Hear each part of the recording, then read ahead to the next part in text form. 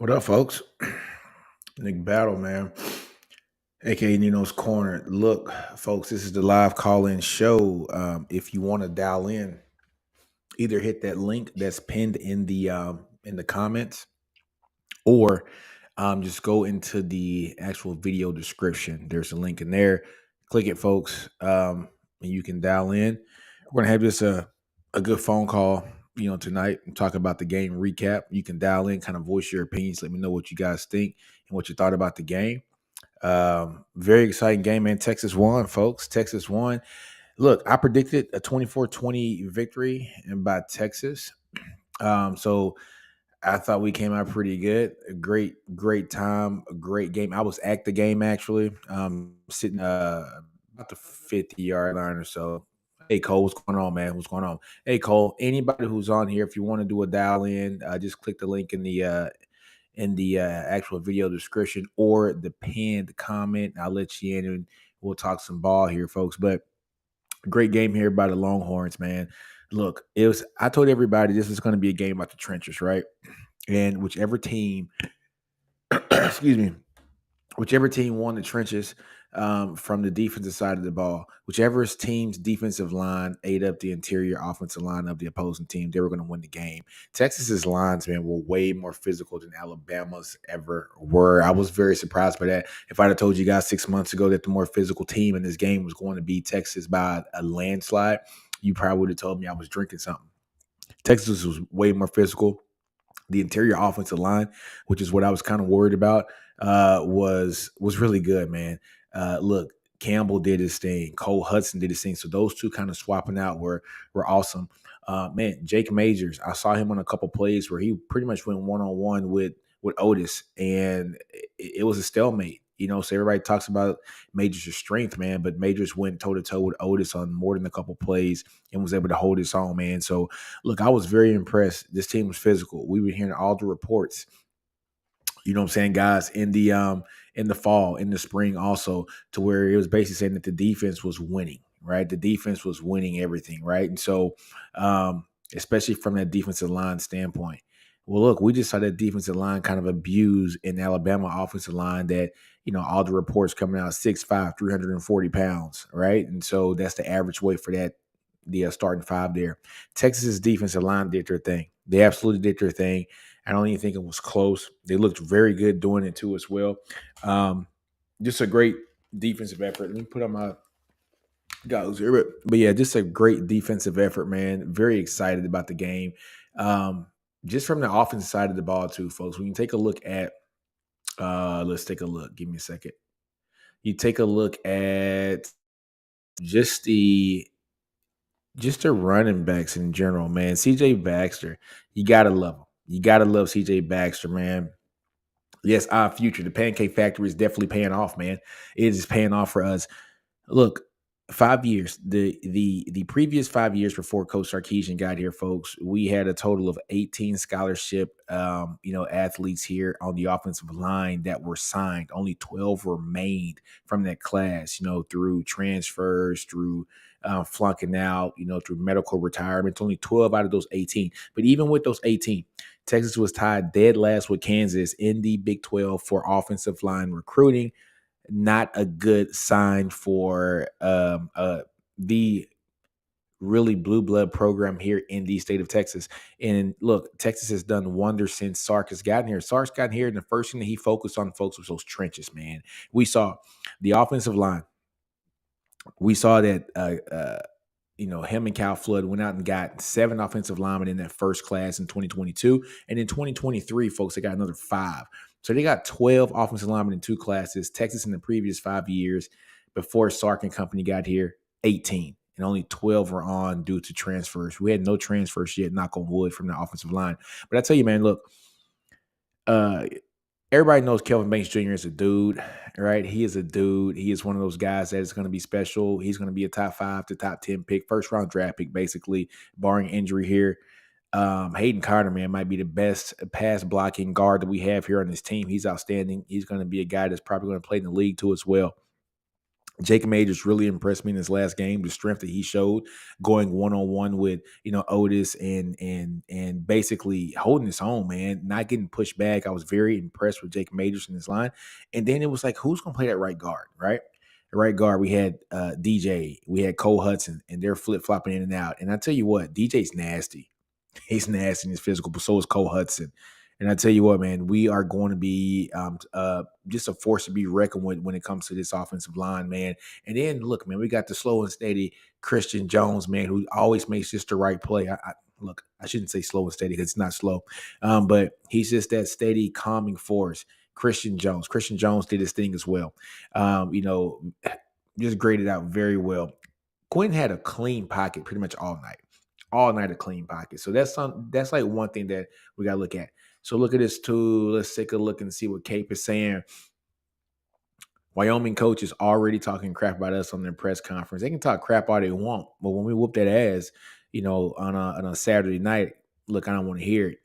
This defensive line is going to do some great things against that team in Wyoming, which I'm going to start looking at some of their film here this week. I want to go look at the Texas Tech game again. I watched it live, and when it's live, you're just kind of in the moment because they were taking it to Texas Tech, man. They were taking it to them. So it was live. It was in the moment. I want to go back and watch it. I want to watch the line of scrimmage. I want to see how big their players are. Yeah, I just want to see it. And look, they're 2-0, right? Look, they can come here. They can think they're come to DQR and get a win. Ain't gonna happen. Hey, folks, look, live call in. If you want to dial in, press the link in the video description or the pinned link in the chat, and it'll bring in folks. And look, you can talk and just actually speak your piece without having to type all the words, man. I want to make this as fun and like as interactive as possible. But yeah, man, I need to put it's gonna be interesting, man. It's gonna be interesting. But getting back to the Texas and Alabama game, the defensive line. The defensive line, man, was outstanding too as well. Stephen G, what did you say, Stephen? Hey, Nino, will you have a bet with a Sooner YouTuber or for the shootout? I don't know yet. I got to talk to Chris with a K and I got to talk to Seth. We don't really do the bets too much. Ty does all the bets, but we'll see, man. But look, let me see. Let's take a look. Cape also says, we also just played and beat probably the most hostile environment ever at night in Tuscaloosa. Every other away game shouldn't even make us flinch. Yeah, but it's going to be very violent for these last few games here on the road, man. You got to look. This is our last year in the Big 12. And so we're going to get everybody's biggest shot. I'm telling you, man, it's going to be interesting. The Big 12 games that we're going to play away are going to be something. They're going to be some outstanding games, a lot of violence, a lot of fanfare that is not going to like us, but Texas is used to that. And it's just a matter of, like Sark said, it's embracing that hate, man. But also, defensive lines did their thing. Sweat, Murphy, Collins, Broughton, Ethan Burke, man. Ethan Burke just pass rush his ass off for this game. Him also getting Anthony Hill to be a pass rusher as well. Outstanding. And also, folks, one of the things that just happened, I don't know if you guys knew, but tonight, Micah Hudson committed to Texas Tech. I guess Texas Tech was taking too many L's, and so they just made him hurry up and, make that commitment, straight tonight. Dustin Jones. Hey, Nino, can't call in, but am I the only one that feels like the team is going to have to continue showing me they are for real? Like it feels like an abusive relationship in a way. Hey, man, I was on a I was on a live chat with Ty from ATS Sports. So me and Ty and Steven and Jay and Chris with a K, we all do the SEC Connect show on Wednesday nights, but also me, Ty, Steven, and Jay do the Bleacher Report college game day picks too on Fridays. So we had like a little talk today, and I told Ty straight up, I said, look, I'm not drinking the Kool-Aid until it happens, like everything happens. So I got to see this team perform. I got to see them perform. So look, I'm going to take it game by game. I'm not going to look out. I'm not going to say that, look, we're going to go and go 12-0 yet. I'm not going to say it. We're just going to take it one game at a time. We're 2-0 now. I want to be 3-0. After 3-0, I want to be 4. Now I just want to see this team progress naturally, and I want to see the maturation process of this team do its thing and work wonders. Dustin also says, I need to see it to believe it that they're gonna. I'm with you. I got to see the consistency, like just straight up. All right, folks. Look, if you want to dial in, man, hit the link in the chat or hit the link in the video description. You can dial in. And look, I'll have you on the screen and we'll talk ball, man. You can voice your opinion without having to type. And Stephen G, so Stephen always he always comes in to hear the SC Connect, everything, man. Stephen, thanks for coming in this room. But he says, as a Sooner fan, I have to say congrats. Y'all got an amazing win and showed out. Now I'm going to go to a corner. Hey, man, it's all good, man. You can come to the good burnt orange side, baby. It's all good, man. Nah, but hey, Stephen, thanks, man. Thanks, man. Cole says, we'll remind Wyoming head coach Craig Bowl of the Colorado beatdown he got when he was DC at Nebraska in the early 2000s. Exactly.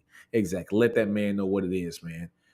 Kate, it was actually kind of creepy how calm Quinn was during the entire game. Nothing faced him. Yeah, Quinn had ice in his veins, man. I was like, what is up? The dude ain't scared. Somebody said in a chat today, they're like, is Quinn that cold blooded, or is he just somebody that just hates Alabama? I think honestly, Quinn and Coach Sark are still starting to get to know each other. And I say starting to get to know each other. It's just that, look, he's been here on the team for a year now, but Sark has to learn how to coach with him too. You got to look at all the quarterbacks that he's had. Mac Jones was a seasoned veteran, once he got his hands onto him. Tua was a second or third year player that had already won a championship once he had to be his OC, right? So look, man, he likes Quinn a lot. You can tell Quinn has all the arm talent. You can tell Sark loves it. He loves it a lot. And also he has to kind of learn Quinn. And now that Quinn has actually grown up, I think the playbook is opened up more for Quinn. So now we're starting to see just this imagination. And Sark's he's calling great plays. And not only is he calling great plays, they're executing. And I think they're executing very well also because the offensive line is doing their thing too, man. So you got to love what you're seeing out of this team. One player, folks, that we got to talk about, man, is Ant Hill. Ant Hill is that dude, man. Ant Hill is that dude. Man, he is the guy that he spied Milroe, did outstanding spying him. He rushed the passer, probably better than anybody on this team, him and Ethan Burke. He had 2 sacks, 2 sacks, 6 tackles. He spied very well. I mean, he was an all-around great player this game. He's only 18 years old, folks. He's only scratching the surface. And here goes Ant-Man and Ethan did damage. Exactly, Mr. Hicks there. But man, look here, bro. In previous years, a guy like Ant Hill, we would have to depend on him to come and save the team as a true freshman. 5-star, come in here and save the team. Look at Malik. Look at him. We had to have Sam come and save the team. We had to have Shane come and save the team, man. So, look, we had to have our true freshmen come in here and be the guys that were supposed to shine. And that's not the way it's supposed to be. You want to have Ant Hill come in slowly, man, and have him on certain plays and packages for him to ease the game. Let the game slow down for him. And that's what Texas is doing, man. And so I'm excited about it, man. He's a baller. This team is a veteran-led team right now. And it's the perfect way. You're letting the players get a little taste of what it is to play college ball, and then you're grooming them so that when it does come for them to play, they've already seen it. The game, the speed of the game is slowed down for them, and they're doing great things. Our future says it's been a while, since we started 2-0. Exactly, and it's kind of sad though, but it is what it is. Hook 'em. Most definitely. Dabalicious. That's how I say that. Charlie says, I think people are overlooking the OU game. I think it ends up closer than predicted. Yes, exactly. OU, no matter what the records are, it's going to get physical. It's going to get down and dirty, man. That's just OU, man. That's just what we do. against OU. So it's going to always be a close game. I know last year was kind of the exception, not the rule. OU didn't have their quarterback. But look, it is what it is, man. Folks, if you want to dial in, hit that dial in line, man, call in. And yeah, you can talk here and kind of voice your opinion about the game. I want to make this like a Paul Feinbaum kind of show, man. So I'm calling everybody from Texas fans to Alabama fans, everybody. Come on in. Come on in. Miguel, Nino, do you think we finally turned the corner for return to a new golden era? I say so. If we beat Oklahoma stupid, then it's our turn to get karma for the Stoops years. I got to see it first. I got to see it. I think we've turned the corner, but I got to see it. I don't want to say it. You know what I mean? Like, I got to see it. No kidding. I think they're going to do fine, folks. I think Quinn has gotten comfortable, especially on the road. Now it's a matter of, can we keep that up? We still want them to have that swagger. You know, Sark said that in his press conference today that he doesn't want to take out that confidence. He wants to still let him have that confidence, but also bring him back down to earth, right? And I think that's what Texas is doing. They got the good veteran leadership on that team that has seen some winning. You know, a guy like Mitchell, coming in from Georgia, that's an outstanding pickup. You know, Catalan coming in and being an all SEC player, knowing how the conference is, but then coming to kind of teach players that too as well. And then having the guy who's an All-American on that defense, in Jalen Ford, and then guys who could have went to the draft last year. Sweat could have went to the draft last year and been drafted at 6'4", 362 pounds or so. Big guys that move that well don't grow on trees, right? So he could have definitely went back to the draft, but he came back, and I think he upped his draft stock here. If he continues to play this way, it could be me, but that play action out of the pistol is a killer. Gave a little 2020 Bama vibes. Yeah, exactly. Ha ha ha. And Hill, that's hilarious. More like fire and Hill. Exactly, man. Exactly. Yeah, Mark, I'm with you, man. Hook them all day long. Also, 0 false starts is crazy considering how loud that crowd was. Yes, that crowd was loud. I was in that stadium, and I tell you what, I kept texting, Texas Homer and everybody, and I was telling them that this is a really good stadium, a really good environment. They had the lights, like the techno pyrotechs, whatever, like you call that with the lights and everything going on, man. The videos, the music was top notch. It was just a really well put together event. I really enjoyed it, really liked it. So yeah, it was crazy. And Bama does have that kind of intimidation factor. They've won so much that they put those videos on while the teams are warming up, and they put the video on while the team is coming into the stadium, like for the game to kind of show them like this is who you're playing. And so if you're new and you're not used to that situation, you can definitely be swayed or definitely be influenced. You can tell the guys weren't. They really treated this like another game, and they played like it. And they balled out. They extremely balled out. Let me see. Ladarius says Sweat and Murphy both will. Yep, they are, man. Murphy played outstanding. Murphy was outstanding, folks. He was in the backfield all day long. So yeah, man. What's what it was. Look, let me see. Our band had lungs of steel too. I could hear them louder than the Bama band at times. Honestly, when I was there, I wasn't paying attention to the bands. It is what it is, though. But I guess I could hear them. I was too busy screaming. Like I lost my voice, man.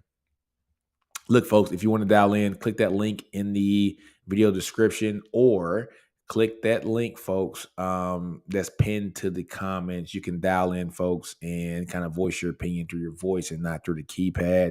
Kind of want to make this a kind of a Paul Feinbaum kind of show, folks. So, hey, dial in and enjoy it as much as you can.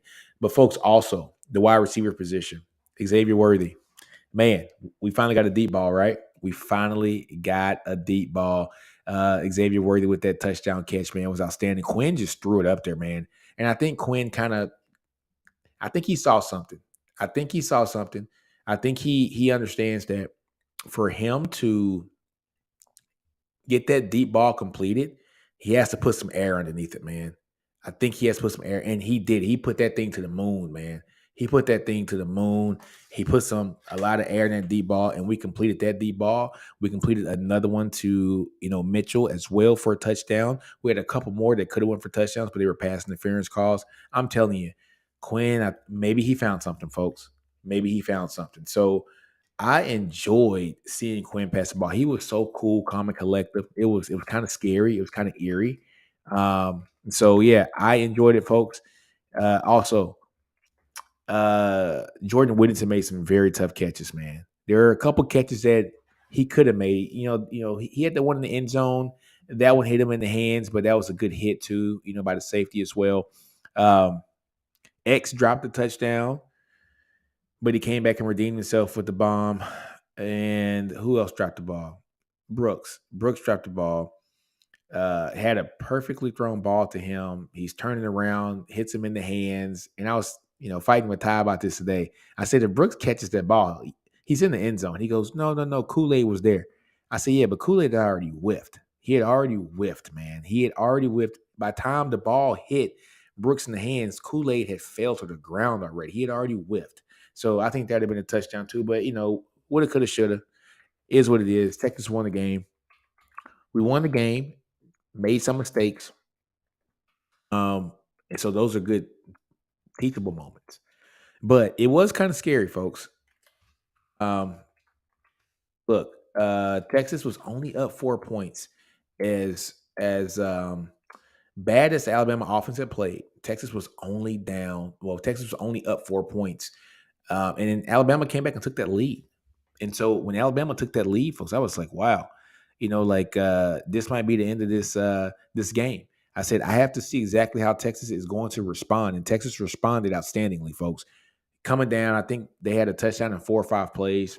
Quinn led a masterful drive there. So, look, Texas has passed the exam for the past week. They have adjusted here for these last 2 weeks. One thing that we knocked on Texas last year was that Texas didn't adjust in the second half well at all. At all. This year, both games, Texas has come out. Texas has come out in the first half and done good things or done marginal things, and then come out in the second half and adjusted and done great things. All right, folks, if you want to dial in, hit that link, man. Call-in show here. Second call-in show of the season. Call in and voice your opinion on the phone. That'd be perfect. Let me see. Mark says, love to see this team have NFL caliber players everywhere. Yes, exactly. I think when you look at it, of course, Quinn's going to be in the league, at the running back position. Baxter is graded out to be one of those guys if his body continues to mature to go to the league. Brooks has a great shot at going to the league as well. JT Sanders is going to the league. He might be a first-round pick just from his ability to catch the ball. He's outstanding with the ball. Look, Worthy's going to the league. Adonai Mitchell's going to the league. Jordan Whittington might be drafted or undrafted free agent, but he's going to find a home. Okay. Kelvin Banks Jr. is going to find a home. That's 8 players right there, folks. DJ Campbell is going to find a home, right? Cole Hudson's going to he's going to get drafted, folks. Christian Jones he's going to get drafted. A guy like Jake Majors might go in as like an undrafted free agent. Guys, this team is littered with talent. And then if you flip it to the defensive side of the ball, Murphy and Sweat will be in the league. Collins, from a measurable standpoint, will definitely be in the league as well. Ryan Watts in the league. Terrence Brook, league. Jalen Catalon's going to the league. Jalen Ford is going to the league. Ant Hill going to the league. And I'm missing, folks. Barron Sorrell. These guys, Mark, you're right. If everything pans out and there's no injuries, I should say no injuries, but limited injuries for these guys throughout their career, you're looking at a stacked team of NFL talent. Hicks, you say, I think Dez Bryant is on to something about Ryan Watts. He's playing lockdown corner, and it's been very quiet on his side. He may be playing himself into a first round corner. I don't know about first round. I think we're kind of shooting look. I don't know about first round. I don't know if he's going to test as well. I love him, but I don't know if his testing numbers are going to be well as far as the speed. That's one thing we got to see. But look, I'm a big Ryan Watts fan, and I think he's going to be a versatile guy. Once he goes to the league, he's going to be a guy that can potentially play some safety in the league too as well. Michael Griffin thinks that his best position in the league is going to be safety, but he's a big guy, 6'3", 205 pounds or so. He's a big guy, physical.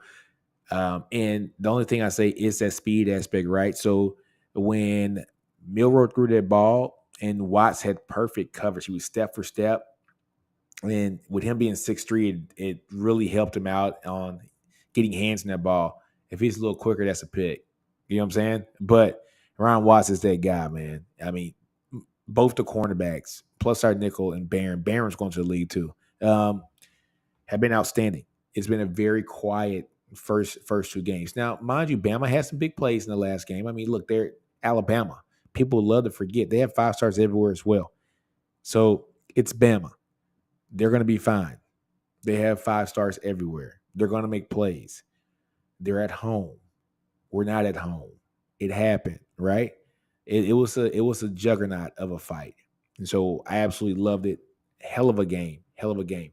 Ladarius also says, excuse me, I think Quinn found his arc to get that deep ball going. I think so too, Ladarius, man.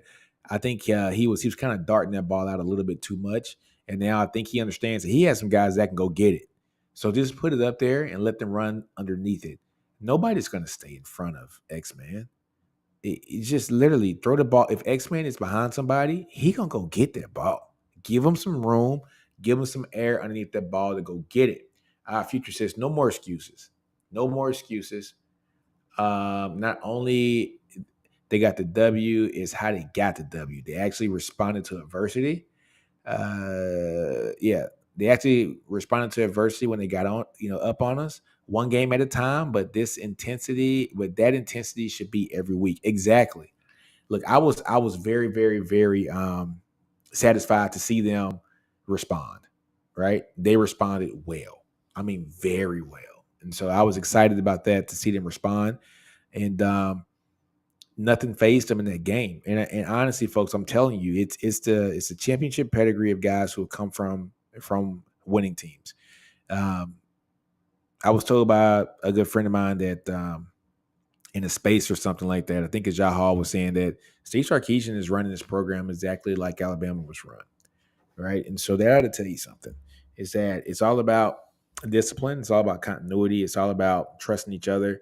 Now, I will say, in saying all that, Alabama looked very undisciplined in this game, and Texas looked very disciplined. So, yeah, it's a very disciplined and strict run team that still is loving and having fun. You can tell that all these guys really enjoy playing with each other. You can tell when teams don't enjoy playing with each other, but they really enjoy playing with each other. Guys, I want to show a video. Let me see if I can show one right quick of DJ Campbell. DJ Campbell literally being a dog. You know what I'm saying? Like literally being a dog, man, where he is driving an Alabama guy just all over the place, man. And look, I gotta see it. I gotta see it. Let me open this up. He was, give me a second, open this thing up. I gotta show this to you. Here you go. Let's share my screen here. And this is the kind of stuff we haven't seen in a while, right? We haven't seen this kind of dog attitude in a while. Let's see. Share the screen. All right. You guys see that play? Oops. You guys see that play by DJ? Look at that. Whistle blows. He ain't playing. He's finishing the play. Get on the ground. Look at that. Not one Alabama player came to help out their homie. Not one at all. And then, you know what I was telling Ty about this. I said, Ty, you know why they didn't come help? The intimidation factor was set in. It was already set in. These guys had been punked all game on the line. They had been intimidated, and this is what happened: is that you got a guy who's 343 pounds who's about that life, and you don't want none of that either. All right. So look, he's just ramming on the ground. I'm gonna stop showing it. It's like the level of disrespect. The level of disrespect that's going on in this chat right now. Miguel says, "Hi, I'm sorry, man." Hey guys, can you hear me? There we go. He says, I'm sorry, man. Just can't wrap my head around a name like Kool-Aid. It sounds like a character from Fat Albert. Stay woke, man. Appreciate the chat, man. Appreciate that. It says, long season ahead. I really hope we keep that energy against our opponents. Exactly, brother. Exactly, man. Hey, we're gonna keep this, man. Look, I don't want to drink the Kool-Aid too much. I don't want to drink the Kool-Aid too much, but look, it is what it is. We got a caller in. JR, what's going on, man? What's going on? You doing? Good, man. How you been? I've been pretty good. I've been pretty good. So just to talk about the game, I'm from Dallas, originally from Dallas. I live in Birmingham right now. Been in Birmingham for a while. Actually linked up with Kieran Friday night in Oh Birmingham yeah, before he went down to Tuscaloosa. Yeah, yeah. So it was real cool. yeah, man. Karen, my dude.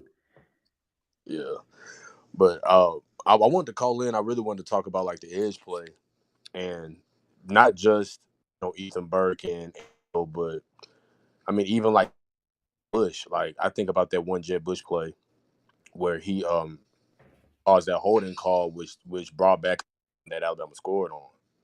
Yeah, it's true. That's Yeah, true. like I was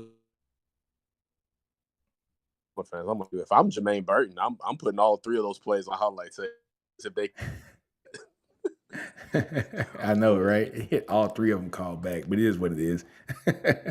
Yeah, yeah. So, but I mean, when it comes to he's so long. He's and kind Hey, of Jr. like Anthony Hill just scratching the surface. Hear me?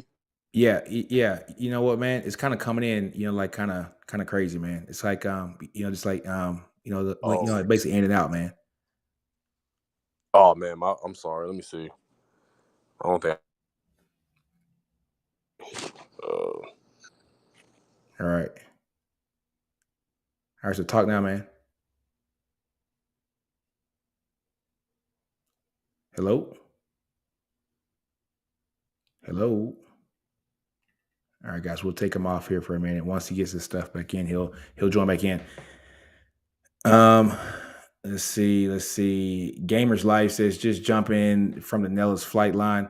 If you haven't talked about it, how nice was it to walk around this weekend in Burnt Orange for you? Hook 'em. It's been very nice. If people don't understand that, look, I'm in the military too, man. I'm stationed in Montgomery, Alabama. And yes, I worked out this morning. Well, look, every morning I work out in Burnt Orange. And so people look at me funny in the gym anyway because I have Burnt Orange. But today, yeah, it was a lot of funny looks, man. It's a lot of funny looks. But there are some Texas guys in the military down here in Maxwell Air Force Base because I'm walking around with my burnt orange on, and they're like throwing me the hookups and stuff like that too. So they were kind of quiet about it. But look, I'm loud with mine, man. I'm loud with mine. I'm loud with mine. All right, man. So the Hall of Fame college football podcast, bro. I was flat wrong about Texas. And we'll tell you that the defense and Quinn were both spectacular. Got to say respect to the Horns, even though it's a bitter compliment from an OU fan. Say, brother, that thanks for that. That means a lot from you, man. But yeah, man, that defense was outstanding.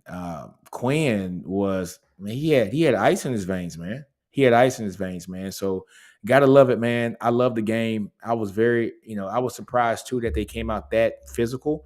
I didn't think they were going to be as physical as Alabama. Well, I shouldn't say as physical.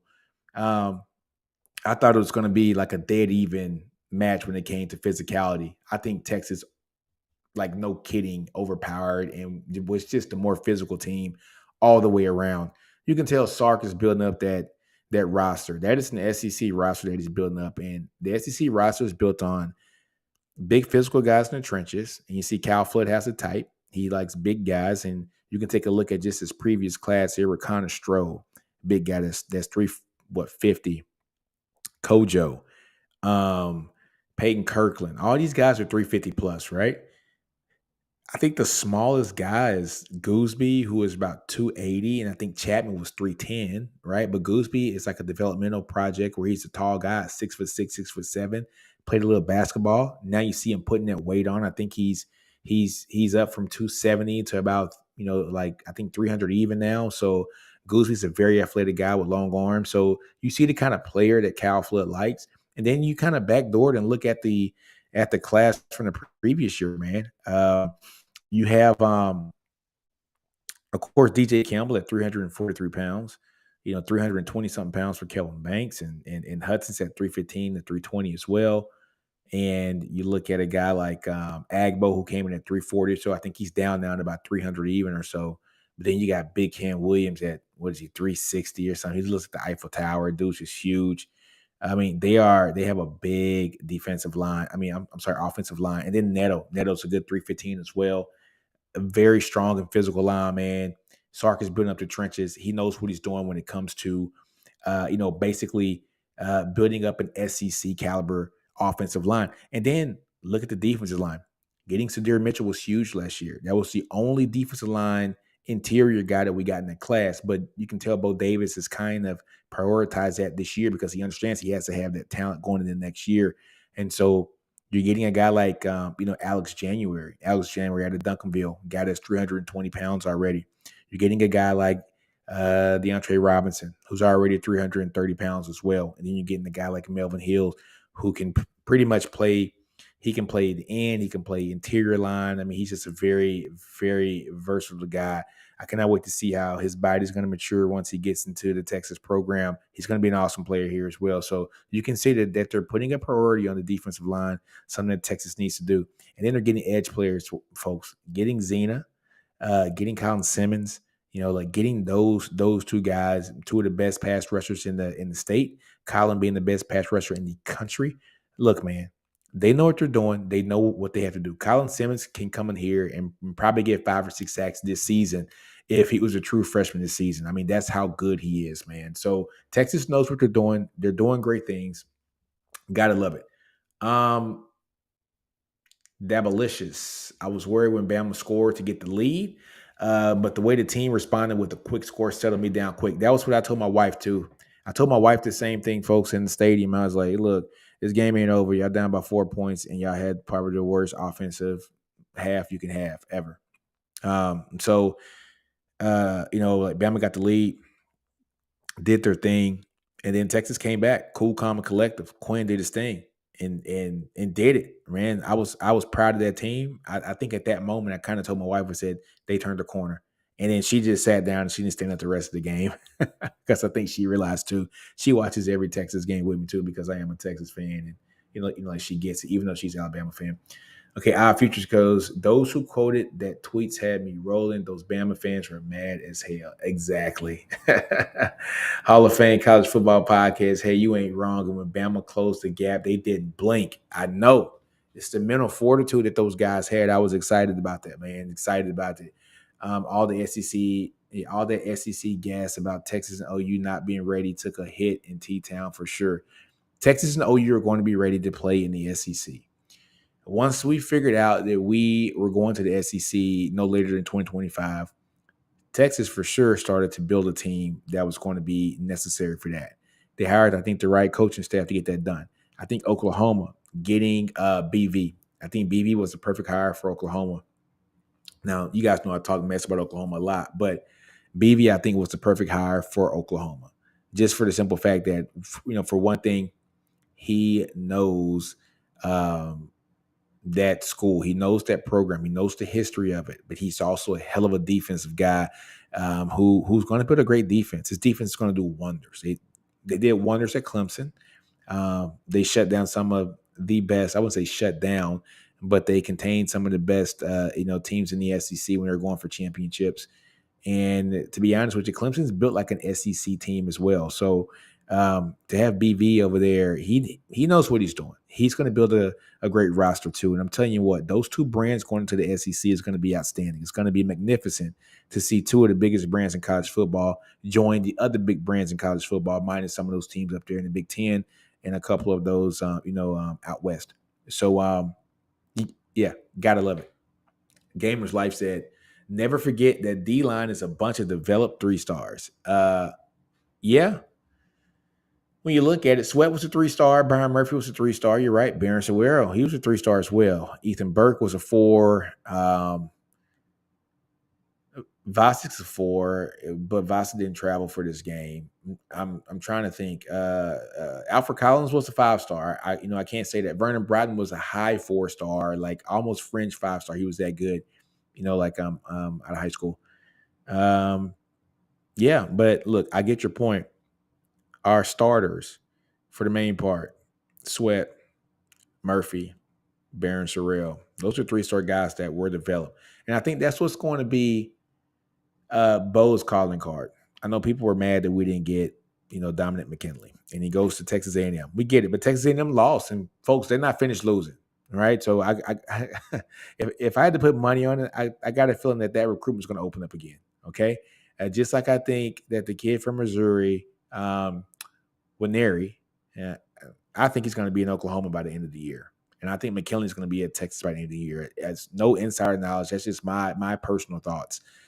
Because I don't think Missouri's going to have a good season, and I don't believe Texas Tech is going to have a good season at all. There are more losses on that team for Texas and also Missouri. So it's going to be very interesting. Let's see. You see, Hall of Fame says again, yep, BV's defense at Clemson held Bama to 14 in that last. Yeah, exactly. So he knows how to build a winning defensive roster, a winning defensive team. Hey, folks, if you want to dial in, folks, hit that link in the comments. You can dial in or just go into the actual video description. Hit that link there, and it'll also bring it up, and you can dial in and hey, just make it a call-in show. Voice your opinion on the game, what you think was good about the game, and what do you like about the game. Yeah, so yeah, I think McKinley comes to Texas. But look, man, I do think Williams is going to go to. I mean, I don't know why. I just don't. I don't think that recruitment's over. You know what I mean? I think Oklahoma's going to stay on him. I think they're going to be one of those teams that are going to continue to press for him. So I don't think that is over. So it's going to be very interesting to see how all that plays out. Um, but overall, great game. Great game. Great game. Great game. Hold on, folks. I'm looking at Twitter's right here. Yeah. Look, man, I made some funny comments today. People were pretty mad at my comments from Alabama. So it is what it is, man. I'm not going to hold my tongue. It was a good joke, man. Well, first off, the comment was Texas wide receivers make Kool-Aid look like Crystal Light, and I don't think the Bama fans really like that too much. I think the comment already has like 20,000, 30,000 like impressions on it. It's freaking crazy. But it was just a funny thing. Yeah, it has like 17,000 views on it already. But it's just a funny comment, man. I was just joking around. But Kool-Aid is going to be a first round draft pick, man. He's probably one of the best cornerbacks in the country. It's just that look, he had a great catch by A.D. Mitchell on him, which was just a perfectly thrown ball. You know what I'm saying? But look, great offense beats great defense any day of the week, especially when Quinn places the ball in that ball placement. Also, he had a touchdown catch. See, A.D. Mitchell caught a touchdown on him. Quinn baited Caleb Downs. Like to step up. Once he stepped up, he threw it in the end zone, and AD got behind Kool-Aid. And then look, Worthy dropped a touchdown pass on Kool-Aid too in the end zone. I was really kind of mad about that one. And then Jonathan Brooks dropped a pass. I know Ty's going to get on me because Ty doesn't think he doesn't think that play was going to be a touchdown, but I think it was. So he dropped one too that I think would have been a touchdown play.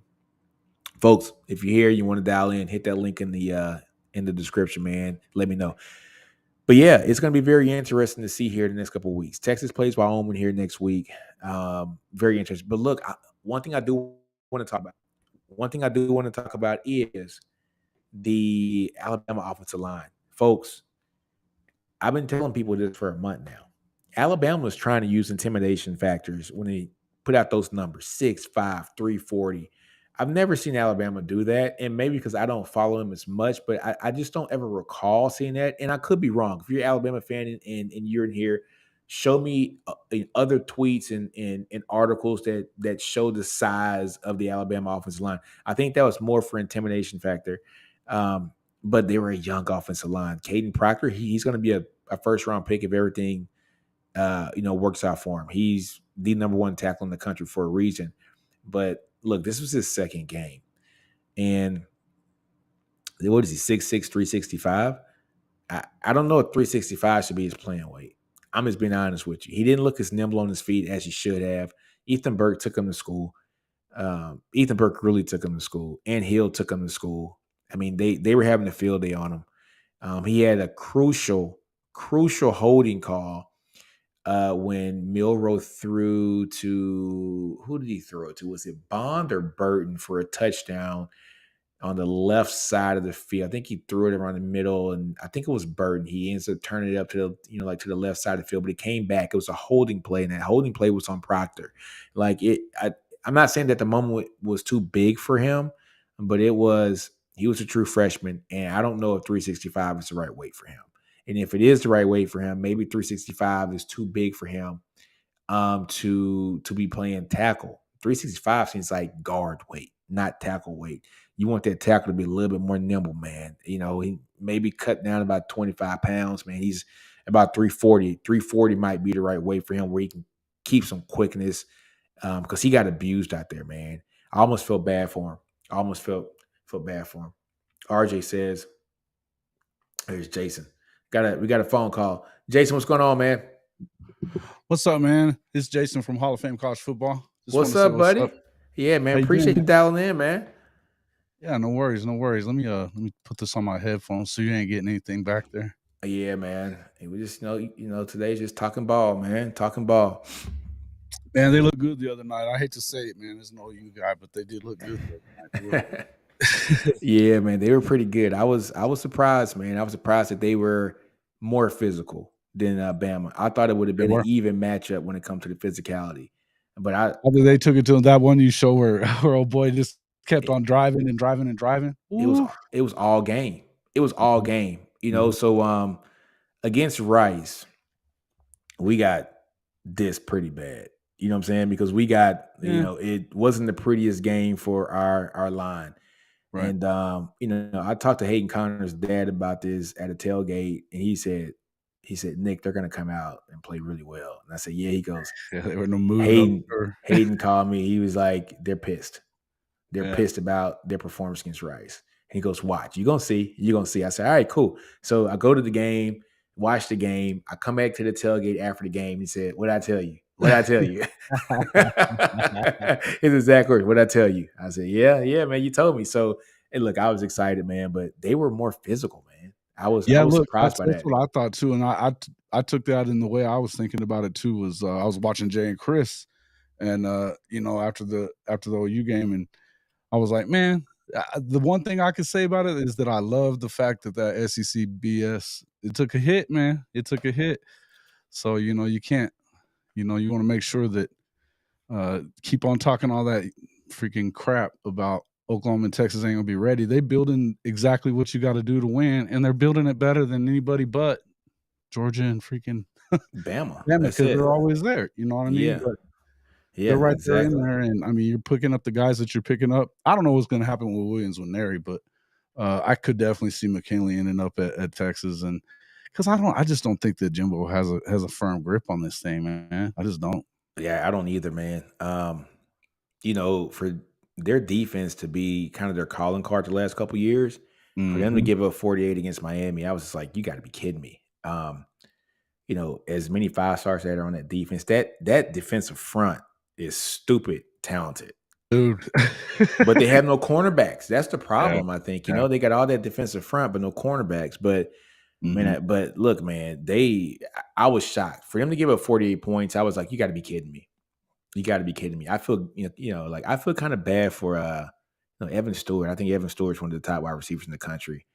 And man, I just want to see that kid succeed. I love watching him play. That's my guilty pleasure about A&M. I love watching Evan Stewart play.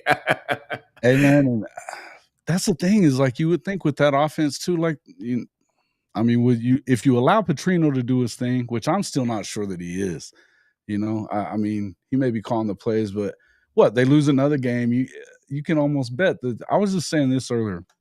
You can almost bet that already they're thinking about, it's the offense didn't do its thing, blah blah blah.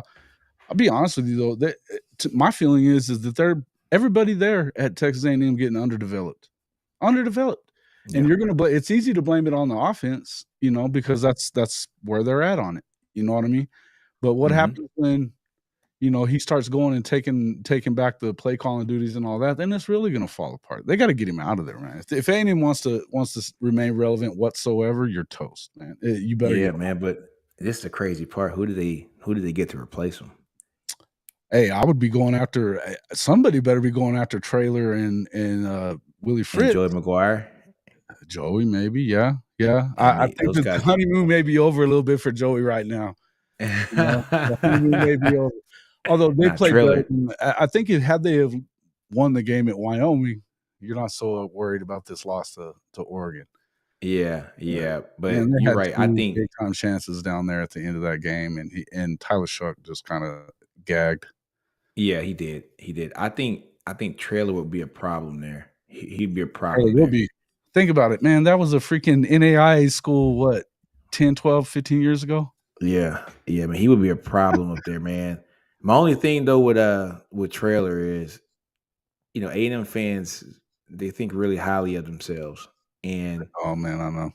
Would they want to go get the UTSA coach, or would they go get big Urban? Game hunting? Yeah. Nah, man. Urban ain't coming there. But would they go get somebody from UTSA or try to go big fish hunting? Right? Like they can look at LSU got BK. We can try to lure somebody over here. We can pay him and yada yada. Right? So, I think they're now Lincoln. Nah, man, Lincoln living life right now.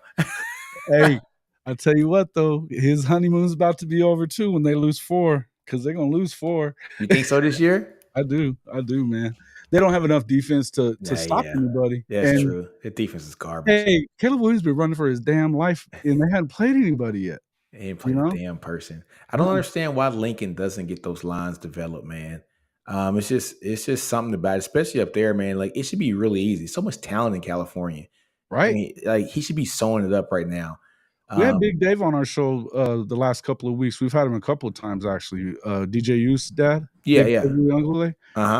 And man, I was asking him off air. I was like, man, how come? I said, why didn't Mateo go to USC? And he goes, man, because they don't play no damn defense. He goes, we ain't having it. He goes, he's got to be developed. Yeah, exactly. And it was Mateo's. It was Mateo's thoughts on that. He wasn't, he wasn't really bad. He goes, they haven't shown they can play it. He goes, I think it's hurting them in recruiting a lot. You won't be able to go get guys like, like the kid from Georgia, but he was looking for money. He's looking for the money, man. And Bear knows he's going to the league regardless. He's going to the league regardless. Yeah, right. One thing that the league doesn't forget is 5 stars, right? So they kind of keep a Rolodex of who are the 5 stars, and they kind of give them an extra shot if need be. But Bear's going to perform. He's going to do just enough to put enough on tape to go to the league. He'll be fine. But I don't understand why Lincoln. What's his infatuation with Grinch, man? Like, I thought the USC marriage was the perfect time to get rid of him. Yeah. I don't get it. I don't get it at all. I think that whatever it is that somebody said on our show one night, man, they must have had or in fact, I think I was on Coach I's show that night. He was saying, one of the guys goes, you know what I think happened? He goes, Grinch must have been in the car whenever Lincoln ran over and killed somebody, and they buried him. So he just, he's like, he's got it hold over his head. He knows where the body buried. He knows where the bodies are buried, man. Yeah. So I don't know, man. It's weird though. I think as OU fans, we're all happy about the fact that BV's out recruited him every year. Even on offense, they're out recruiting him. You know what I mean? When it comes to that. So for all that talk about not being able to recruit, real talent to Norman, well, he's not doing it to LA either. So yeah, exactly, man. Exactly, man. You guys are gonna be fine. We're gonna be fine. We go to the SEC. I'm not even worried about it. I'm excited about it, man. I can't wait, man. Especially all that trash that Yormark was saying last couple of weeks, and yeah. And then the Big 12 tweeting that tweet out talking about Quinn Ewers' great job. And it's like, man, we don't like you. Bro, stop already, right? It's like, I love it how y'all always tweeting out OU in Texas in your rah-rah posts, but you're talking all that shit otherwise. Exactly. Like, man, we don't like you, dog. Like, stop. Right? Knock it off, bro. Don't mention our name, man. Just hand us the trophy at the end of the year. Like, it's going to come down to one of the 2 teams. I'm not one of those SEC guys, but I'm telling you, if they end up in the championship game against each other, that our fans should be screaming SEC the whole damn game. That's the only time I do it. It's the That only is the time I only would time I even. do Hey, it. yeah, me too. That's the only time that I would condone such acts. I 'Cause told my wife I'd never do it. I told my wife I would never root for a conference. I root for Texas, right? That's right. My Yeah. wife, I've seen my wife. She's an Alabama fan. I got two sister-in-laws that went to Bama, two nieces that went to Bama too, right? And my wife, so she went to Troy, but um, if like Bama's playing Auburn, of course, it's Bama. But if Auburn's playing like Middle Tennessee State, they're pulling for Auburn. I'm like, what the hell's your problem? Like, it's the conference. I'm like, oh hell no. Bro, I'm sorry, man, but you know better. It ain't like that. You It know ain't y'all ain't like rooting for OU against hell anyone, and we're not no. rooting for y'all against I anyone want y'all either, to get man. smashed versus McNeese State. Yeah. I'm not having that. No, I'm I'm not with you. never I'm gonna with root you, for. bro. You know what? The only way that I root for I Oklahoma wouldn't is respect if I that. How would need. you respect somebody that did? I You know what wouldn't I mean? respect them at all. The only way that I would ever root for y'all if I needed you guys to win for me to go to the national championship game or something, and I feel bad doing that. Yeah, it'd be messed up, right? I would just turn the TV off, man. Just tell me what the score was. Right. Oh, yeah, Couldn't it do made it. me sick to my stomach to ever root for Texas too, man. I just couldn't do it. Oh man, it's crazy, bro. That's Yeah. crazy. Well, hey, Yeah. man, thanks for having me on. I just wanted to hop in and say hello. So, All right, man. I appreciate it, bro. all right, man, have a good one. Yep, you too. All right, guys. If you want to dial in, man, just hit that link in the comments section or hit the link in the video description. Let me catch up on some of these comments we got, man. So RJ says, you're right, Nino. They don't. I've never seen a Bama team talk like that during offseason. They usually come out and show you exactly. They weren't that physical, man. They weren't that physical. Odd Future says size didn't mean nothing. Yeah, you're right. Sweat was the only DT who was close to the average Bama O-line size. But we did go big line a couple times. And the big line was Sweat. I saw Sweat, Murphy, Barron Sorrell, and Sweat, Murphy. I saw Barron Sorrell. I think I saw Alfred Collins on the line too. And I think that average line weight was about 320, right? So, I was pretty impressed with that. Well, no, it wasn't 320. I think when they went super big, it was those three plus it was Sweat, Murphy, Collins, and Brodden if they would have done it. But I don't think they did it. They didn't have Brodden. They put in Barron Sorrell at the end, and I think Collins was at the end, Sweat and Murphy in the middle. Yeah, so that line's about 315. All right. So but yeah, nothing like the 340. But you're right. It's not about how big they are, man. I think Caden Proctor was just a little too big, man. I think if Caden Proctor gets down to about the 340 range, he'll be lethal. He was a little bit slow because he was just too big, I think, in my opinion. Ethan Burke kind of abused him on numerous plays, and so did Ant Hill. Texas was totally trolling against Rice. I don't know about trolling. I don't think the offensive line wanted to put that tape out there. I just think it was the first time that you got to hit somebody outside of your teammate, and once you did that, it was a little different. You know what I'm saying? So it is what it is. Let me see. Hey, Jason. Yep, that's Jason came on. McKinley could, yeah, I'm with that, Steven. I think he can go Texas or OU. I just think it's Texas is a little bit closer drive, if that makes sense, man. He has a younger brother that's still playing high school ball for the next 2 years, and a drive to Austin is a lot shorter than a drive to Norman. And then also the teams that he will be playing to as well. So, so drive to Austin, from where he's at up in Lafayette, I think that's about 5 hours or so. So that's not a bad drive, compared to having to go up to Norman to go watch your kid play. And they're a very involved family, mom's an educator and stuff too. So, yeah, I did hear about so A&M having another guy arrested. That's the culture, man. That's Jimbo's culture, man. It just is what it is. Jimbo got to get some stuff right, man. He has to get some stuff right, man. Let's see some more comments. Texas is going to shine in SC because NIL favors Texas. It has the money to do what it wants. There's a reason little Nicky Saban started whining immediately after Texas and Uncle Stupid came in. Yeah. And I told this to Todd too as well. from ATS Sports. We were talking about this morning too.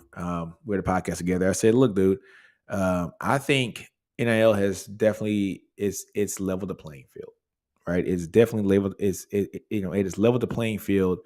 That's why we've never seen this many teams be good at the same time. Just think last year, man. Everybody knows we're going to have Texas and Georgia, Clemson, Ohio State. Those are going to be your teams that have been, good the last 5 or 6 years, right? And we've seen the same championship between those 4 or 5 teams or so, right? But NIL, new coaching staffs, transfer portal, you're seeing teams like Tennessee reemerge. You're seeing teams like Texas, we're starting to reemerge. We saw TCU come out of nowhere last year. Michigan has been good. So we're starting to see teams start to elevate their game. And I think it's awesome. Starting to level the playing field just a little bit. And it's making college football fun because it's not just the same characters every year. Future, you said Gary Pat. Well, like Gary Patterson? What about him? See, Miguel says A&M will go after Coach Prime. You watch. Yeah, I think they want to see Coach. If I'm a college team right now, I love Coach Prime. By the way, my cousin plays for Colorado, so I'm never going to pick against them unless they play Texas. It just is what it is, family ties. But A&M, I don't think they would go after Coach Prime. I think they want to see Coach Prime show it. Coach Prime came into a pretty good situation. I shouldn't say he came to a bad team, but he had his quarterback figured out. So me and Jay were talking about that today. He had his quarterback figured out. That's the hardest part of college football is getting your quarterback. And he has a quarterback that's pretty damn good, who just happens to be his son, who's a high four-star guy who had offers from pretty much everywhere in the country, including Alabama and everybody else. Goes to Jackson State with his father. His mentor is Tom Brady. Again, his mentor is Tom Brady, right? So you have your quarterback. Well, that's the hardest thing, man. So him having his quarterback and him bringing his Louis luggage with him, and with Edwards and and Horn and everybody. I mean, Prime did it just right. This thing could have went two ways. It could have blew up in his face, or it could have went well, and it went very well for Prime because he is a master. He's a unifier, right? He has unified that team. Anytime you bring a lot of different characters together, different attitudes, being a leader, man, is about massaging attitudes, man. It's all about massaging attitudes, and it's about basically massaging egos, man. And so he's able to do that, and he can talk that talk and walk the walk because he is one of them. You know what I'm saying? I love Coach Prime. Maybe give Garrett Riley a call because he will leave after this year unless Dabble gives him more control. That's pretty interesting. I don't know about, but would you give Garrett Riley the head football coach job, man? I don't know. I think A&M is going to go big fish hunting. I think they are. If they have to get rid of Jimbo, it's only one game, but I think A&M is going to be losing some more games. Folks, if you want to dial in, man, press that link in the comments or go down to the video description. You can dial in and just talk ball with me. Next thing, Kate goes, Texas has the best win in the nation, and that's not even debatable. Yes, but it's early. It's early. Our future, Deion's personality won't mesh with sheep culture. But I tell you what will. Dollar bills, baby. So Stephen G says, I think it's more and more that OU and Texas meet up for the trophy as long as every fan has the SEC flag. Says I think it's more and more OU and Texas meet up for the trophy as long as every fan has it. Yeah. I actually like that idea, actually. Just like honestly, just to stick it to the Big 12.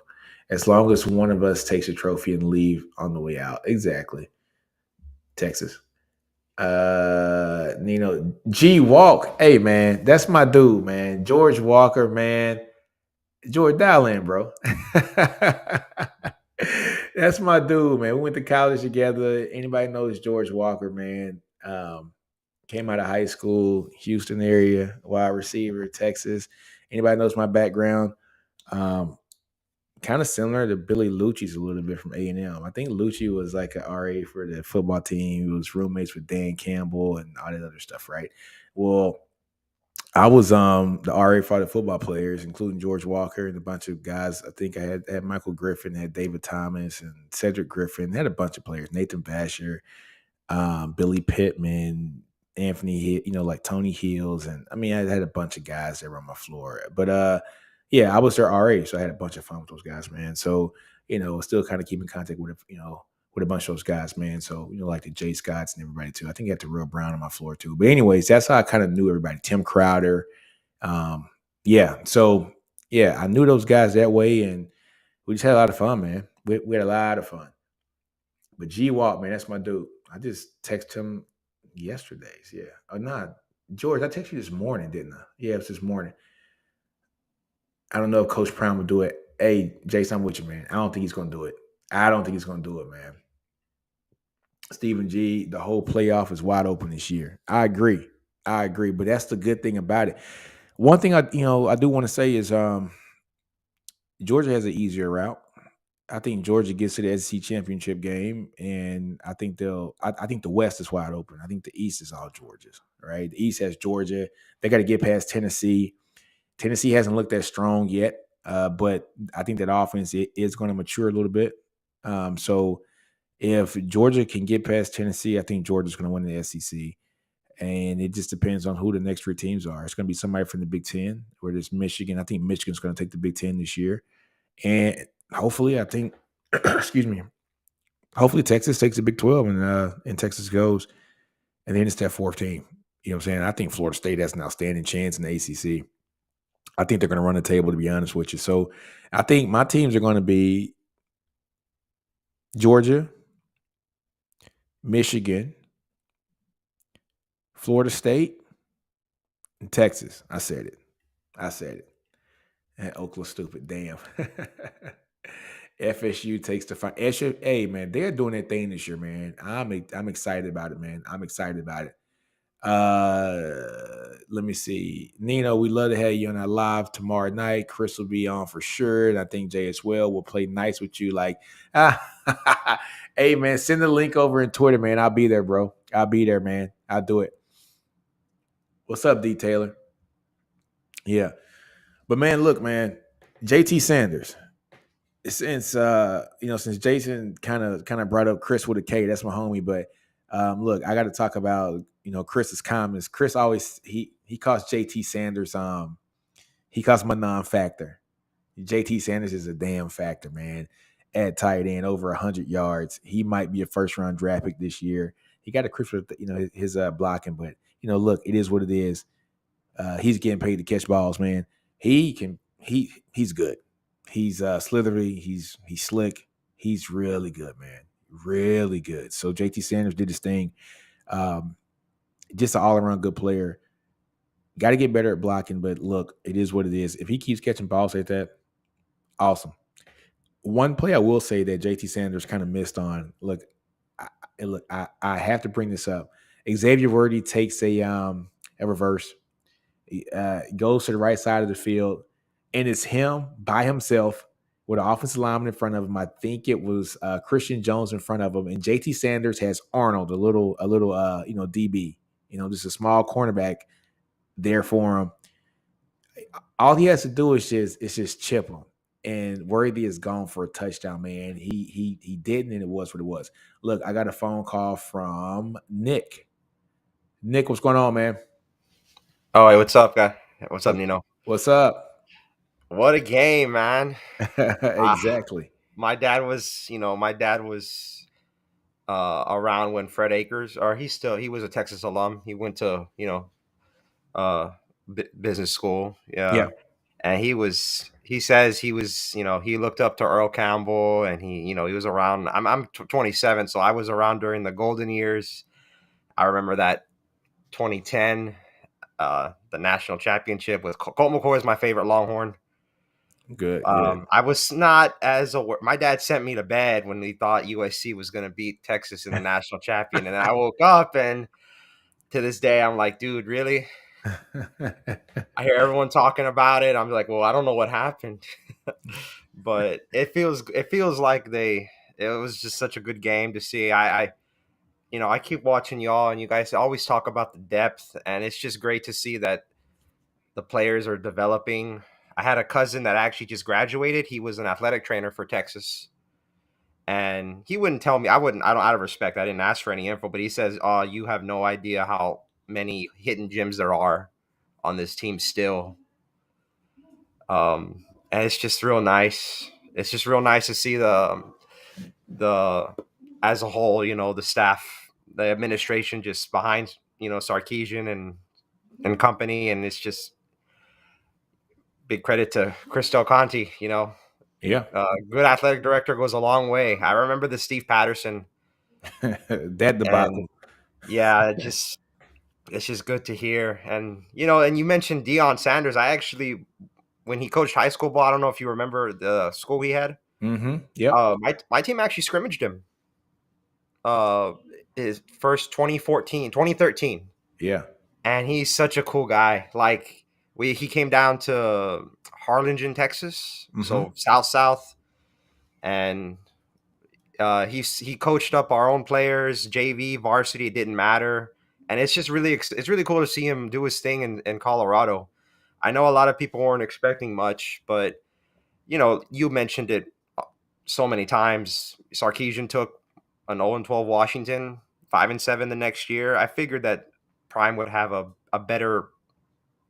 I thought around the same, because the transfer portal's been a godsend for a lot of rebuilding teams, and I just quick shout out to him. It's exciting. I'm not a big Big 12 conference fan anymore after the whole AD deal, but I'd be definitely like to watch how he does, and hopefully he stays.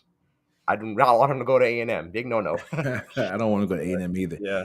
No, Look, man, I'm gonna tell you I that. have, Huh? but I have both. It's good. Thanks for letting me call in, man. I really appreciate it. I'm looking forward to the rest of the season.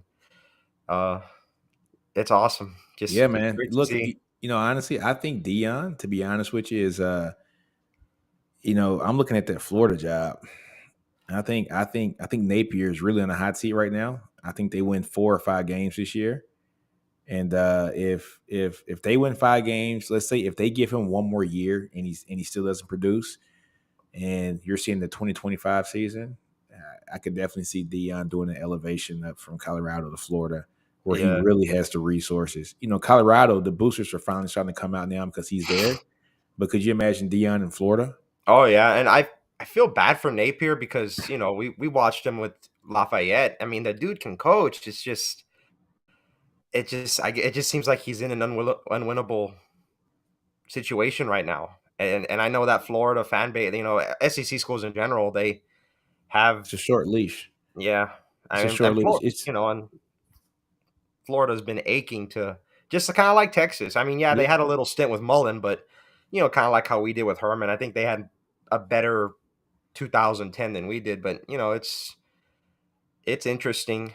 I'm part of me wanted him to go to FSU, but it seems like they got it figured out. Especially, Yeah. I think FSU and Texas are the two teams right now that have the 2 best wins as of right now. Yeah. And this season. Yep, exactly. And man, FSU killed LSU, especially in the second half. I was not expecting that. I was surprised because in the bowl game last year when they played Oklahoma, it just seemed like the offensive line just did not seem as big on FSU side, and it seemed like Oklahoma got kind of comfortable, and it just seems like they completely changed up. I mean, and also, Travis is, wow, very fun to watch. Yeah, man, he's fun. And he has those 2 big receivers, too. You got Keon Coleman at 6'4", 210 or so. Then you got Johnny Wilson at 6'7", 240. You know what I'm saying? And yeah. Well, no, dude, they're definitely top. I'm not a good NFL grade guy, but I just definitely top 100 draft picks. Yeah. I think Texas has a handful. I'm excited this year after the season to see all those names come out. Specifically, Sweat. I was very surprised he came back because I thought between the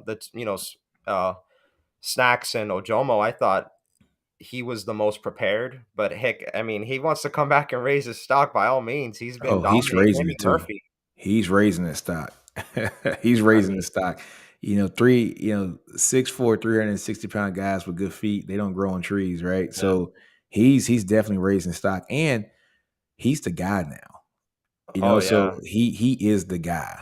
and I think we're seeing he's kind of taken over that too. Him and Byron Murphy are dogs, Yeah. and it's like game to game, you're kind of seeing both of them take over, right? And Sweat's getting double teamed pretty much the entire game. Murphy is just he's just so awesome, man. I'm telling you, he reminds me so much. It's a blast from the past for folks, but he reminds me so much of Larry Dibbles as far as size and motor. I think Murphy might even have a little bit more motor than Larry Dibbs did, man. But he reminds me so much of Larry Dibbles. Larry Dibbles was one of those guys that had a lot of motor. I'm saying he was from Lancaster, Texas, so down there next to Dallas. But man, I'm telling you, bro, I'm excited about that defensive line. They played their ass off. Vernon too. I Yeah, mean, yeah, Collins too. I saw just it's because and you saw Jet Bush get in there. I'm yeah, seeing it. Bush his thing They're too. it feels like I'm watching a pack of wolves, just coordinated attack patterns, just go after the. I mean, in this game, I've rewatched Nash's film like I don't know 15 times already, Yeah, Nash is my but dude, man. Nash is my guy. Vernon Broughton, oh my goodness! I mean, for him and Murph, just all they got to do is just finish the play, and I mean, and Milrose, I liked. I was in your, yeah. I mean, I watched him play a little bit high school highlights. I was happy for him when he got the start. Um, and I hope it works out for him because I mean he has the arm. It seems like what's in between the mental side of it. You know how it is with quarterbacks. It's such a heck. The NFL can't even get it right half the time. Yeah, yeah, and honestly, I don't think his coaches did him the best favors either. I think they made the game a little bit too difficult for him. And you're right, the offensive line too. Like when I saw when you said Proctor's weight, that's too heavy. I mean, Connor Williams was barely over 300 pounds, and he was an All American left tackle. The feet, I mean, unless he wants to play guard in the Yeah, NFL, but we all know that that tackle money is huge, and it's I'm looking out for the players, but definitely getting the feet right. Kelvin Banks ain't that heavy. I know Campbell is, but Campbell's a guard. yeah. Campbell's 340, and I think Banks is about 320 or 325. So, Yeah. but yeah, I think Proctor has to lose a little bit of weight. Like 365 at 18 years old.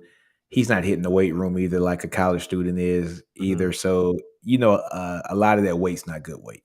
You know what I'm Yeah, saying? and So, it'll get better for them. Like all around, I care about every even if they're not on Texas. I want every kid to have the best possible outcome future wise. exactly, exactly. Um, and it's just like with players from Texas sometimes it takes a year. Burke, you could see it last year. And the same thing with Sorrell's freshman year. You could see flashes. I saw Burke flash a little more his freshman year, but you need the college body. And I think next year he's going to be even him and Yeah, he'll be Vosick, ready next year. Finkley. I mean, Christopher Ross. I know he hasn't gained weight, but he looks great as an edge. Yeah, and also don't forget Colin Simmons will be here next year too. Oh yeah, no, they're gonna have, and then not to mention Akana Hill. They're gonna Yeah, have a very interesting, and then even Trill Carter made some plays. yeah, he did. I He saw him did. flash a little, and I'm excited. The evaluations just completely. Like one of the things I was told from my cousin was they said that Billy Walton, they're just waiting for him to get a little bit bigger. He Yeah, has you could see it. everything. You could He see it has in him. everything. And the state championship game, he balled out. I'm like, Yeah, that's not a 3-star recruit. yeah, It's not a 3-star recruit. he was that guy at sock. He was that guy. You know what I'm saying? Mhm. Yeah, man. So Walton, I can't wait to see how he's going to mature into the game. We got so much depth. Once this depth gets, just kind of developed, I think it's going to be, just outstanding for the team, man, because we'll be able to rotate a lot of guys. I think the guy who I'm really want to look at, man, is Darian Gillette. You know what I'm saying? Oh yeah, especially because you know how ACLs are. Even with Nayor, it still takes a year. Kind of like with Michael Gallup. I don't know if you're a Dallas fan, but like Michael Gallup, it when he tore his knee up, or same thing with Cooper Cup, it takes a year to really get that trust back in, and when you're that size running in the state track meet, that's just Yeah, sick. him. Leona Lafau Yeah, looked awesome in the spring game. I mean, and it's awesome because you mentioned depth. back in, I don't have anything bad to say about the previous regime, but I remember it was only Joseph Osai, and Joseph Osai is awesome. I know his NFL, it's been a little highs and lows, but when if he would get hurt, I mean, he never got injured for Texas, but if he goes out, oh, who do we have? Or last year in the receiver room when Nayor went out, we didn't have that second option, consistent second option. So it's good, like the whole depth thing. I think that's the big difference, with Texas this year compared to last year. Because last year you can see it, the flashes, but then you miss some consistency. Where this year, I mean, every player's making at least, especially on the defensive line, every player is doing something, making a play. It may not show up on the stat sheet. Example, Sorrell. Yeah, he didn't get a sack, but the pressures. I mean, pressures are just as in. I know from my NFL film side. I do know that they look at that. They say a pressure is just as good as a sack, especially if it ends up in an incompletion. Exactly. Let me see. I got a question here from John Johnson. So, Nino, name the thing you're most and the least worried about for Texas the rest of this season. Most worried about, well, first off, least worried about is that defensive line. That's the least worried. I have no complaints in that defensive line. That defensive line is going to show out every week. They got too much depth and too many people that are waiting, to get a paycheck. They're playing for paychecks now, like for the next level. And so these guys are basically like in their pay year, right? So these guys are trying to get drafted. You got Sweat and Murphy and Collins. Collins for sure. This is a draft year, and Collins is going to turn it on pretty good this year. I can pretty much assure you that. So that's what I'm least worried about. What I'm most worried about is interior blocking in the run game. And that's one thing we got to do better. We did a really good job in the last 7 minutes against Bama. 7 minutes and 20 seconds left. We got the ball back and never gave it back, which is something that's great.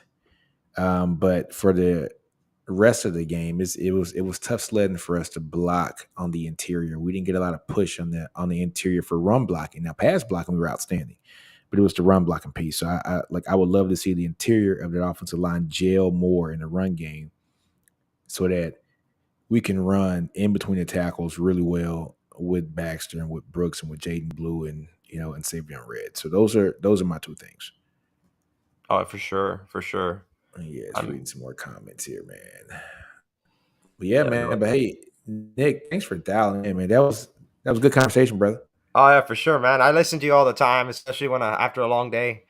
A long day of work. I was like, yeah, let me listen to something, and I'm just happy I'm excited, cautiously optimistic for the rest of the season. We'll see what happens, but it feels pretty good as long as they, that consistency, which I'm in the same boat as you. I think it seems like that culture is already 90% established. They just gotta, just finish it. Yep. Leave no doubt. Yep. Exactly, man. All right, man. Well, thanks, man. Take it easy. Hook 'em. Yep. Hook 'em.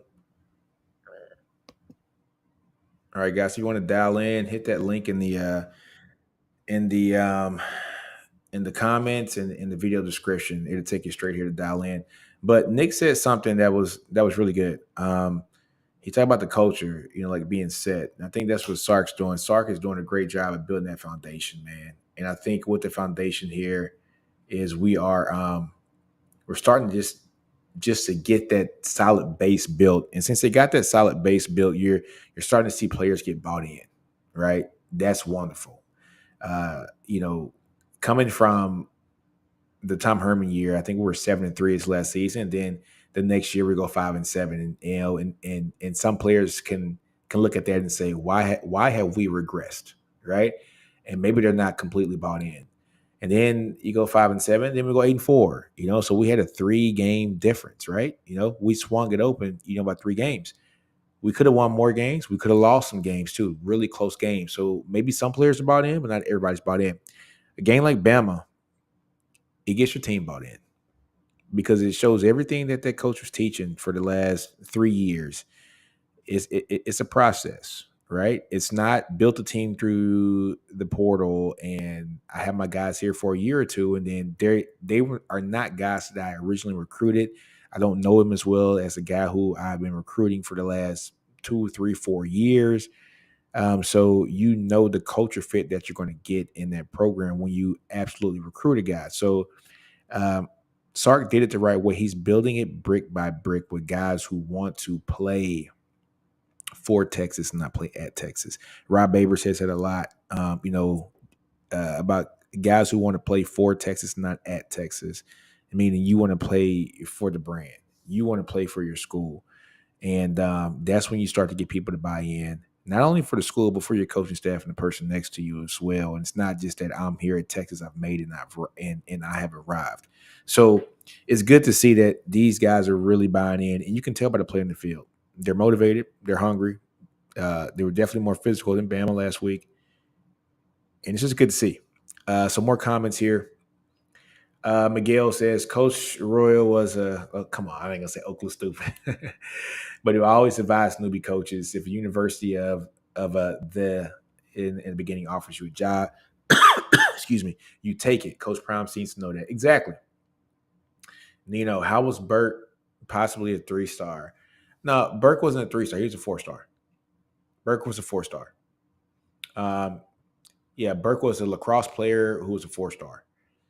So him and Vasic, were both ends over there at Westlake. And yeah, Burke was a 4-star who was committed to Michigan, and he played lacrosse, and he decommitted from Michigan and came back to Texas. Stephen G says, Nino, don't know if you talk recruiting, but what's the Texas news on Danny Okoye? I know both OU and Texas are in his top 3. Well, just a word around is that it's OU, but Danny said something after this Texas win. He put on that Twitter page, he said, I might have to start rethinking my decision. And so it's going to be interesting. Texas has kind of fortified and, kind of solidified those ends, the edges with getting Colin Sanders and, Zena. But believe me, Danny Okoye is a guy that they will not tell no.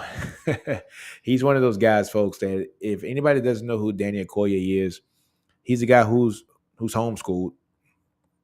He plays on a homeschool team. If he's at any high school that's a public school that plays, public school 5, 6, 8 talent, Danny Okoye is a 5-star talent. This is what it is. He's a 5-star talent. It's just that just the competition that he's playing against and stuff like that with the homeschool league, he's a high 4-star. I'm telling you, if he played at Allen here in Texas or Westlake or Lake Travis, Lamar, North Shore, Duncanville, he's a 5-star all day long. It's not even close. Great player. Great player. Any team that gets him is going to have a hell of a player on their side for the next 3 to 4 years. Texas fan from Louisiana, Austin. What's up, Joey? What's up, buddy? Craig, this is my homie right here, man. What's going on, Craig? I'm getting a low screen, and that's all. Okay. Well, Craig, try to dial in again. Try dialing again. Cave says, I'm hoping Sark didn't reveal his entire playbook. Nah, man. Come on, man. I think Sark has a hell of a playbook, man. Look, that's not happening. Steven says, yes, Okoye is a take no matter what school, let's be honest. Exactly. He's a guy that if he calls 10 minutes before it's time to commit, you're going to say yes. Craig Nino, the Bama game reminded me of the LSU game that we lost at home. Ingram dropped a TD, and we had must special teams. This team did not bow down. Exactly. So, great all-around game from the team, man. You got to be excited about what we saw here. Texas did their thing, man. I was excited. Like I said, I was in the stadium. I had a chance to, talk to a lot of players. Not players. I'm sorry. The players' parents, a lot of fans. Just a few folks, actually recognized me out there. So they're like, Nino, what's going on, man? Watch yourself all the time. So that was pretty cool to see. And, kind of talk to people about everything. Some met up with my boy Mike Murphy from Last Stand Hats. He's the owner of the company. That's like a brother of mine too. And of course, Karen, so Karen working the overtime now, another brother from another for me as well, man. So we had a good time. And Texas got that dub, and just very excited about it. Does Danny come after getting Zena to commit? Hell yeah. Hell yeah, we get him. Yeah, man. If he wants to come, yeah, you bring them all in, man. You bring them all in. It's going to be interesting because Colin Simmons, he'll be around, got 245 probably. You know, Zena, from what I understand, he's already like 230, 235 maybe. Zena, just listening to some of the reports on him, he has the body where his frame could fill out to be a Charles Omenihu size, which is much bigger than Joseph Asai. I originally said that from a height and weight standpoint, he has a Joseph Asai frame, which means 250, 260, right? But I was listening to Inside Texas, and I think it was Eric Naleen said that he has a Charles Omenihu type body, that he can possibly balloon up to about 280, 290. And if that's the case, we're looking at, you could put a Zeno on one side and then have a Danny and a Colin just coming in and out on the other side and just killing it, man. So yes, you bring in all the edge talent that you have, because you don't want to have a situation like we had last year at wide receiver, right? We had Nayer come in and he was the savior and we needed him to play and we needed him to do great things, but we could not get him on the field because he had tore his ACL. And so now we were stuck because we didn't have the depth. And even if he didn't get hurt, you're still you're not practicing as hard because you understand that you don't have the depth. So when you have that no kidding great depth, man, yeah, man, you have to that opens up the book. You have more options. You can practice harder because you are, no kidding, understanding that if something happens to a Cedric Baxter, guess what? I got Jonathan Brooks and Jaden Blue. Jonathan Brooks he was one of the best running backs as far as stat wise coming out of Texas in Texas history, and Jaden Blue was the number one running back in the country before he set out his senior year of high school. So you have talent there. The same thing with the offensive line. And something happens to Campbell, then we have Cole Hudson. If something happens to Hudson, then we have Campbell. If something happens to Hayden Conner, knock on wood, then we have Neto. Right? If something happens to Kevin Banks, that's the guy we don't want to. You want nothing to happen to Kevin Banks. But look, we got a Cam Williams that can come in and play. Who can be left tackle? He could be right tackle as well. We have a Trevor Gooseby. I don't think we want to put a true freshman in there, but you got guys who can come in and do their thing. So you got big Cam Williams who can do his thing, right? So you gotta love it. You gotta love it. I know Danny's OU. I know. I'm just saying, man. We saw his post. Said, "Hey, man, after that Texas win, man, I gotta reevaluate some things, man." It won't work, I'm watching you on my phone. Click the link, and the page doesn't load. I was going to get your thoughts on the lack of injuries. Our guys look great performing at top form. Yeah, so one thing that I actually want to say about that, about the lack of injuries. A main guy that I want to talk about when it comes to that is Jordan Whittington, man. Jordan Whittington has been injury free. And it's amazing how in the previous coaching staff, he was injured every year. Every year. The new coaching staff comes in, and I don't know what Torrey Beckton has these guys doing. They seem more flexible. They seem quicker. They seem to not be gassed out. They seem more in shape as far as cardio-wise. Yeah, I mean, Jordan Whittington has been healthy pretty much both 2 seasons now, and that's something that Texas fans couldn't say the previous 3. So whatever Torrey Beckton's doing, you got to love it. And so, yeah, so not having injuries is awesome. I love it. I love how the team looks, man. I mean, just look at the team themselves. These guys look bigger, they look stronger, and they are faster, and it shows on the field. So, yeah, I'm with you on that. Let's see. You got to stop watching him first. Click the link and then get off YouTube. Okay, there you go. Yeah, he's on. Is it nutrition, conditioning, coaching? On TV, they look like a championship team, like not an accident how they're playing. Exactly. Like I said, Torrey, it's everything. It's the nutrition, it's the conditioning, it's the strength and conditioning, coaching. It's everything. All that plays a part. So yeah, it looks the product on the field looks much better than what we have seen in the previous years in the previous two regimes. It just is what it is. You can tell that they take great pride in assuring that this team looks the part, plays the part, and is physically healthy to actually play up to that part. So yeah, it's got to be a combination of all three, Craig. Yep. He, he looks like the Predator. Yeah, exactly.